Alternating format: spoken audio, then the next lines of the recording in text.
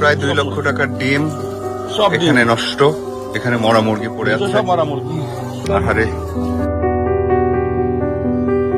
মানে ছেলেটা যে 10 বছর পরিশ্রম করলো, 3 মাস বাকি আছে, এই খালি হাতে চলে আসতে হবে 3 মাস।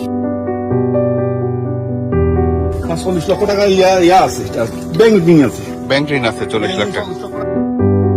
চোখের সামনে ঘরে মাথা দিয়ে মাথা তো আসতে পারি নাই, এই মাথা তো আসতে পারি নাই আমরা, আমার ওই সুযোগ দেয় না। কান্নাকাটি করি সবসময়, মাঝে সন্তান আছে, বাইরে সন্তানের কাছে চিন্তা করি না আপনি। পুকুরে মুরগি, বাড়ির আশেপাশে আঙ্গিনা মুরগি, সব মুরগি।